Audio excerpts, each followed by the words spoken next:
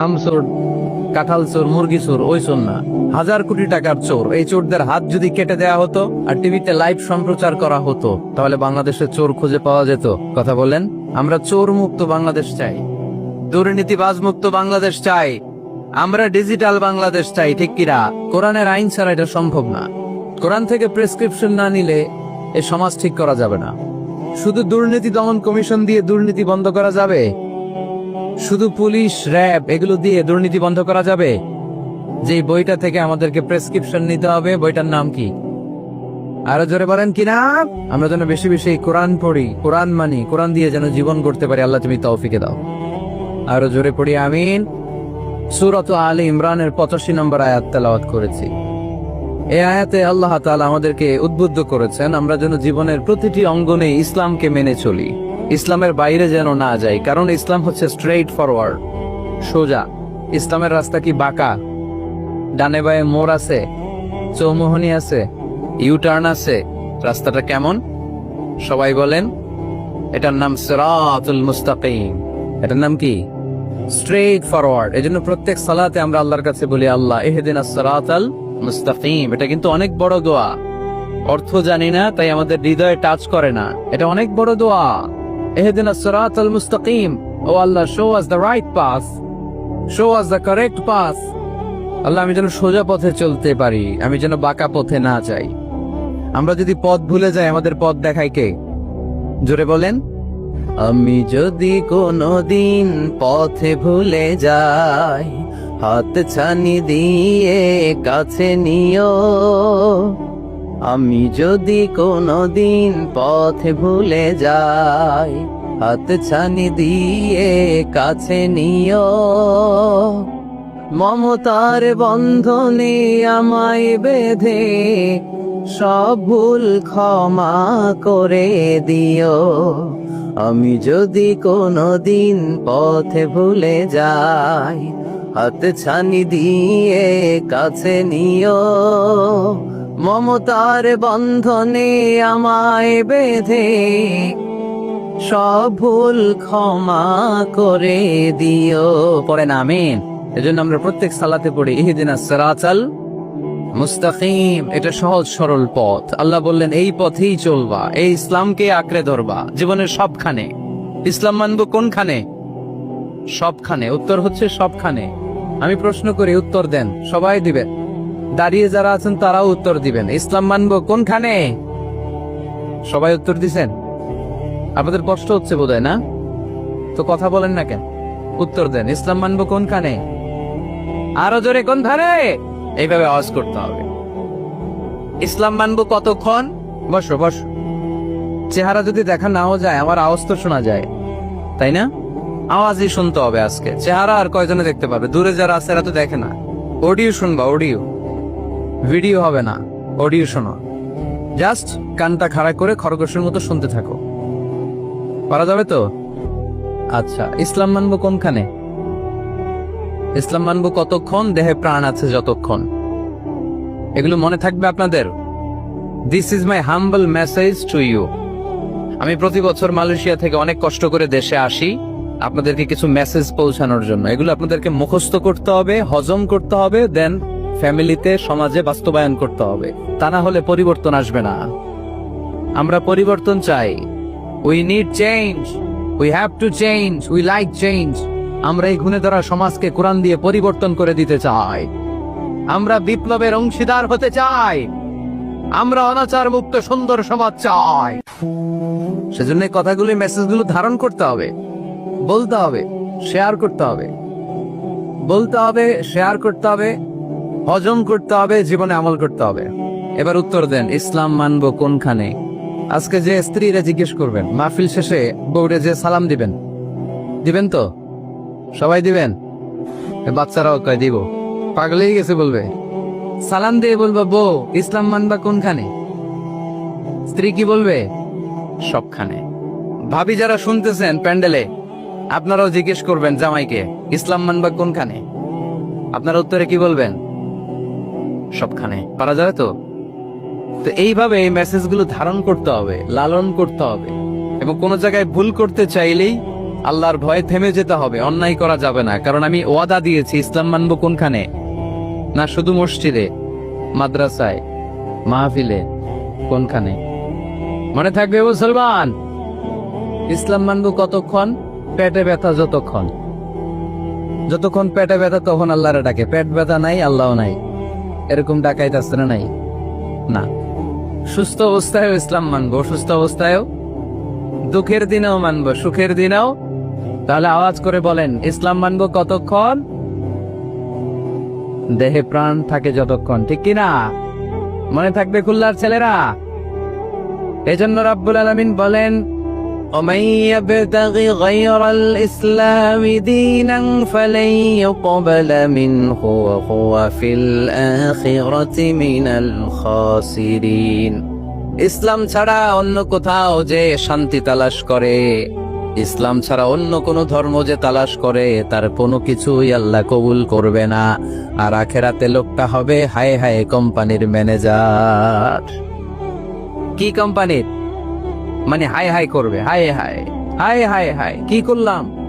কোন নেতার পিছনে ছুটলাম? কেন গানের কনসার্টে গেলাম? কেন মদের আড্ডাখানায় গেলাম?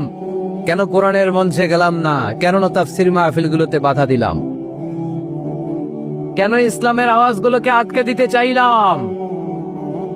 হাই হাই করবে, হাই হাই করবে, আফসোস করবে, কিন্তু সেদিন তাদের আফসোসে কোনো লাভ হবে? Whoever seeks anything except Islam, that will be not accepted, and he will be the loser in akhirah. ইসলাম ছাড়া জন্য কিছু তালাশ করে, সেটা কবুল হবে না, আর সে হবে লুজার। লুজার মানে যে সব হারাইছে, আর গেইনার মানে যে সব পেয়েছে। আমরা কি লুজার হব না গেইনার? মাশাআল্লাহ, এই তো বুঝতে পেরেছে, আমরা গেইনার হতে চাই। যারা জান্নাতে ঢুকতে পারে তারাই গেইনার, ঠিক কিনা? আমরা এখানে যেমনি একসাথে বসে গেইনার হয়েছি, জান্নাতেও যেন একসাথে বসতে পারে, আল্লাহ তৌফিক দান করো। তাহলে ইসলাম ছাড়া অন্য কিছু মানি না? বলেন, ইসলাম ছাড়া অন্য কিছু মানি না, মানবো না। নাহনু কওমুন আ'আজ্জানাল্লাহু বিল ইসলাম, আমরা তো এমন জাতি যে জাতিকে আল্লাহ ইসলাম দিয়ে সম্মান দিয়েছে। ফাইন ইবতাগাইনাল ইজ্জাতা বিগাইরিহি আদাল্লানাল্লাহ, ইসলাম ছাড়া অন্য কোথাও যদি আমরা সম্মান তালাশ করি, আমাদেরকে অপমান করবে কে? আমাদের সম্মান তাহলে কোন জায়গায়? ইসলামে। বুক ফুলিয়ে সব জায়গায় বলা যাবে আমি মুসলমান। পৃথিবীর যেই দেশেই যান, যে কোনো জায়গায় দাঁড়ান না কেন, বুক ফুলিয়ে বলতে হবে I M A Muslim, I proud of it, আমি মুসলমান, আমার ধর্মের নাম কি? ইসলাম। এটা সাহসিকতার সাথে বলতে হবে। এবং আল্লাহ বললেন, এই ইসলামকে তোমাদের ধর্ম বানিয়ে আমি আল্লাহ খুশি। ইসলামকে আমি সব নবীদের ধর্ম বানিয়ে খুশি। সুবহানাল্লাহ পড়ে। আমাদের ধর্মের নামই ইসলাম, বিষয়টা কি এমন না? সব নবীর ধর্মের নামই ছিল। আদম আলাইহিস সালামের ধর্মের নাম, মুসা আলাইহিস সালামের, ঈসা আলাইহিস সালামের, মুহাম্মদ সাল্লাল্লাহু আলাইহি ওয়াসাল্লামের। তার প্রমাণ আল্লাহর কোরআন। রাব্বুল আলামিন বলেন, মা কানা ইব্রাহিমু ইয়াহুদিয়াও ওয়ালা নাসরানিয়াও ওয়ালাকিন কানা হানিফাম মুসলিমা। আমার ইব্রাহিম ইহুদি ছিল না, নাসারা ছিল না, আমার ইব্রাহিম ছিল পাক্কা মুসলমান। সুবহানাল্লাহ পড়েন। ইব্রাহিম আলাইহিস সালাম কি ছিল? পাক্কা মুসলমান। তো ওনার ধর্মের নাম যদি ইসলাম না হতো, উনি মুসলমান হইতে পারতেন? জোরে বলেন। তার মানে সব নবীদের ধর্মের নাম কি? ইসলাম। কিন্তু মজার ব্যাপার হলো, কোন নবীর সময়কালে আল্লাহ তাআলা ইসলামকে পরিপূর্ণ করেন নাই, করেছেন আমাদের নবীর সময়ে। পড়েন সুবহানাল্লাহ। দিনটা ছিল জুমাবার, আরাফার ময়দান। বিশ্বনবী ভাষণ দিচ্ছেন। ইন দ্য মিন টাইম আল্লাহ তাআলা কালামুল্লাহ মাজিদের আয়াত নাজিল করলেন, আল ইয়াউমা আকমালতু লাকুম দীনাকুম ওয়া আতমামতু আলাইকুম নি'মাতি ওয়া রাদিতু লাকুমুল ইসলাম দীনা। আজ আমি তোমাদের নিয়ামতকে পরিপূর্ণ করলাম, ইসলামকে পরিপূর্ণ করে দিলাম, কমপ্লিট করে দিলাম। ইসলামকে তোমাদের ধর্ম হিসেবে নির্ধারণ করে আমি আল্লাহ খুশি হয়ে গেলাম। সুবহানাল্লাহ পড়ে। ইসলামকে আমাদের ধর্ম বানিয়ে খুশি কে? কিন্তু আমরা তো খুশি না। আমরা খুশি? কথা বলেন। আপনারা যে খুশি এটাও জোরে কইতে পারলেন না। ইসলামকে ধর্ম হিসেবে পেয়ে আমরা খুশি না বেজার? কষ্ট হচ্ছে রেসপন্স করতে, বুঝতে পারছি। খুলনাবাসীর গলায় জোর কম। ইসলাম পেয়ে খুশি না বেজার? তো এই আওয়াজটা এতক্ষণ ছিল কই? হ্যাঁ, খালি বলিও এরকম ঘুরানো লাগে, ঘুরাইলে বাড়ে, নাইলে আবার কমে যায়। ইসলাম পেয়ে আমরা খুশি না বেজার? আমরা খুশি। প্রত্যেক নামাজ শেষে কিন্তু এই ঘোষণাটা দেই, অর্থ বুঝি না তাই বুঝতে পারি না। আমরা বলি প্রত্যেক নামাজের পরে, রদিতু বিল্লাহি রাব্বা ওয়া বিল ইসলামি দীনা ওয়া বি মুহাম্মাদিন রাসূলা। আল্লাহ তোমারে রব হিসেবে পেয়ে আমরা খুশি, নবীকে আমাদের নবী হিসেবে পেয়ে খুশি, মুহাম্মদ সাল্লাল্লাহু আলাইহি ওয়াসাল্লামকে, আর ইসলামকে ধর্ম হিসেবে পেয়ে আমরা খুশি। চিল্লায় পড়েন সুবহানাল্লাহ। আল্লাহ নিজেই ঘোষণা দিয়েছেন, তোমরা খুশি হও আর না হও, আমি ইসলামের বিজয়কে পৃথিবীতে প্রতিষ্ঠিত করে দেব। গোটা বিশ্বব্যাপী আপনি নিউজ পড়েন, দেখবেন যে প্রতিদিন কালিমা পড়ে লোকজন মুসলমান হয়, এরকম আছে না নাই? গত 3 দিন আগে গাজীপুরে এক বিশাল জনসমাবেশে সানিরাজ নামে এক হিন্দু ছেলে, নাম নিয়েছে আব্দুল্লাহ, মুসলমান হয়ে গেছে। সুবহানাল্লাহ পড়েন। হযরতুল আল্লাহ কামরুল ইসলাম সাঈদ আল আনসারী ভাইয়ের হাতে ওই দিন দেখলাম পেকুয়া দিগন্ত ফাউন্ডেশনের তাফসির মাহফিলে 2 চাকমা কালিমা পড়ে মুসলমান। আরেক জায়গায় দেখলাম আমাদের প্রিয় মুফাসসির আমির হামজা ভাইয়ের মাহফিলে কালিমা পড়ে মুসলমান। আমার প্রিয় বড় ভাই আল্লামা তারেক মনোয়ার ভাইয়ের মাহফিলে দেখলাম কালিমা পড়ে লোকজন মুসলমান। এই ইসলামের জয় জয়কার দেখে ইসলাম বিরোধীদের আজকে মাথা গরম, এদের মাথা গরম। এরা চায় না ইসলামের বিজয় হোক। মানুষ পঙ্গপালের মতো ইসলামের দিকে ছুটে চলেছে, ধাবিত হচ্ছে, ঝাঁপিয়ে পড়ছে, ইসলাম এগিয়ে যাচ্ছে, ভিক্টরি সাইনের দিকে ইসলাম ধাবিত হচ্ছে। এটা ওদের সহ্য হয় না। চিল্লায় বলেন ঠিক কিনা? আল্লাহ বলেন, তোদের সহ্য হোক আর না হোক, ইসলামের বিজয়কে আমি পৃথিবীর মধ্যে প্রতিষ্ঠিত করে দেবো। জোরে কোন ঠিক কিনা? ইন্নাল্লাহা জাওয়ালি আল আরদা, আল্লাহ তাআলা পৃথিবীকে আমাকে ছোট করে দেখালেন। বিশ্বনবী বলেন, ফারাইতু মাশারিকাহা ওয়া মাগারিবাহা, আমি পৃথিবীর প্রাচ্য পাশ্চাত্য সবটা দেখেছি। আর আমি নবী যতদূর দেখেছি ততদূর আল্লাহু আকবারের ধ্বনি পৌঁছে দিবে কে? কেউ ঠেকায় রাখতে পারবে?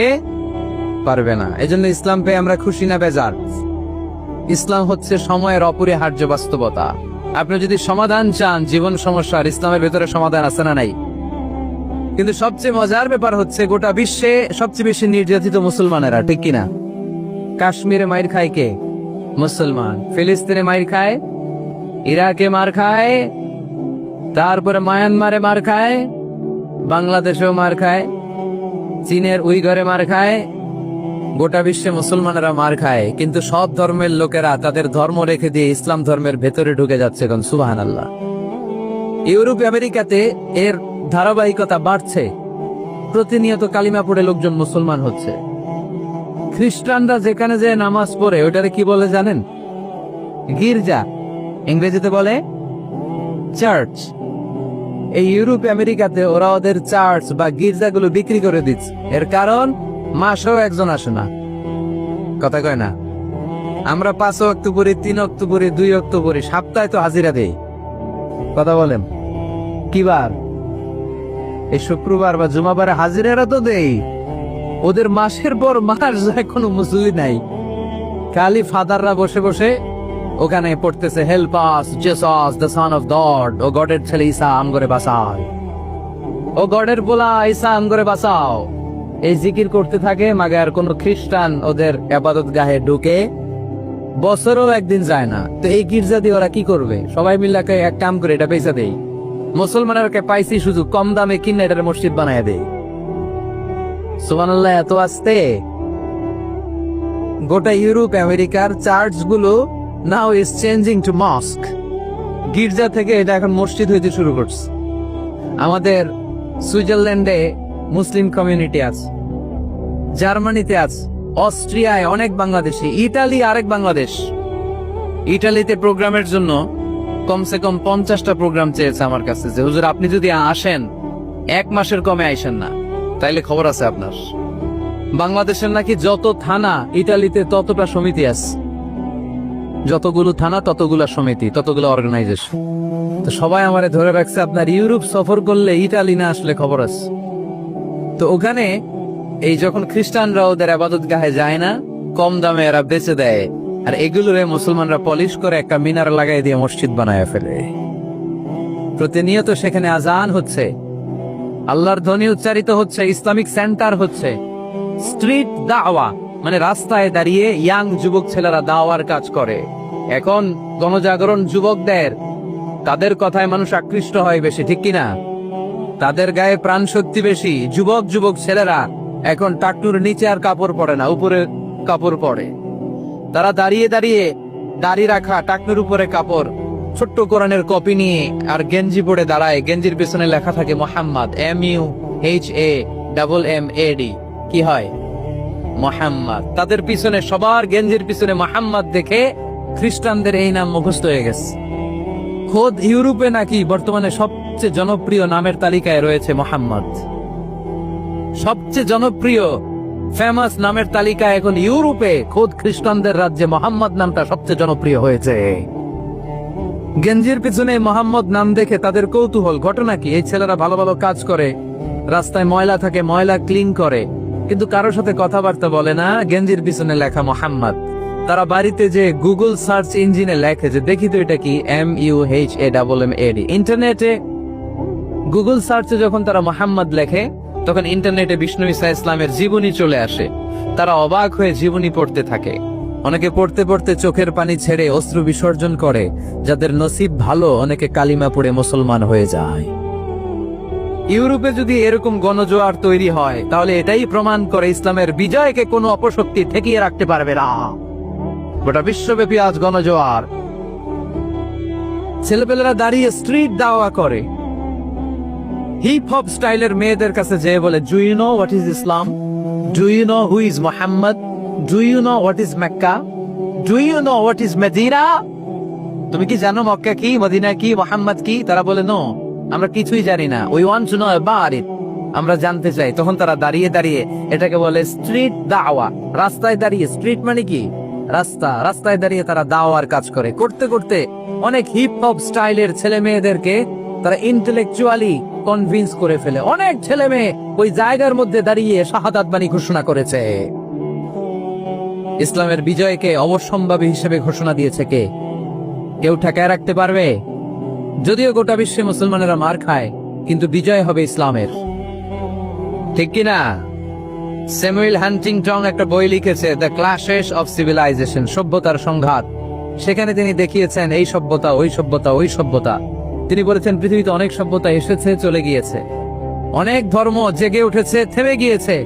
সর্বশেষ এসে গবেষণা করে বলেছে, সর্বশেষ এমন একটা ধর্ম ডমিনেট করবে, যেটা এমন ভাবে দাঁড়াবে গোটা বিশ্বের সব রাজকীয় মসনদ গুলোকে চুরমার করে তার পতাকা গাড়বে।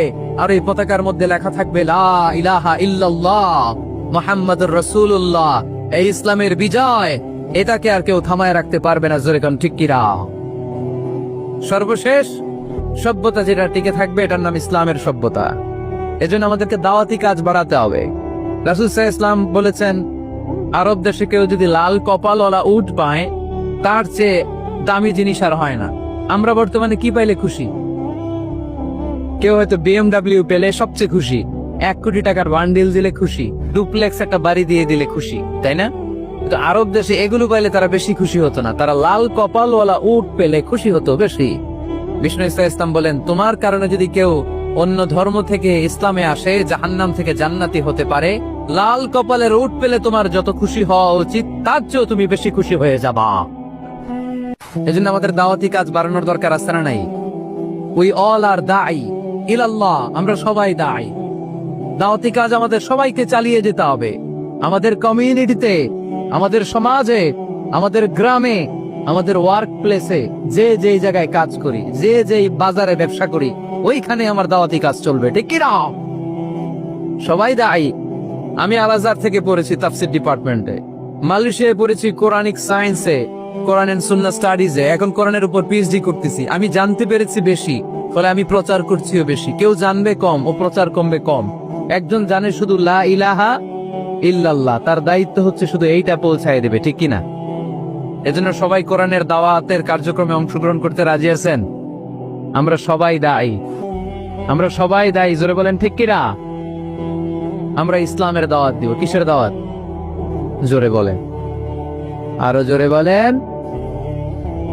ইসলামের দাওয়াত দিব। তো ইসলামের দাওয়াত দিতে যে কি বলবো ইসলাম সম্পর্কে জানার দরকার আছে না নাই? ইসলামকে আল্লাহ তাআলা 10টি বৈশিষ্ট্য দিয়ে বৈশিষ্ট্যমণ্ডিত করেছে। আমরা এই 10টি পয়েন্টে যখনই ইসলাম নিয়ে কথা বলবো, এই 10টি পয়েন্টের কথা বিধর্মীদের কাছে তুলে ধরবো। পারা যাবে? আপনাদের কারো হিন্দু বন্ধু আছে? মাশাআল্লাহ, দেবদুয়ার হিন্দু ভাইদেরকেও আমরা অনেক ভালোবাসি।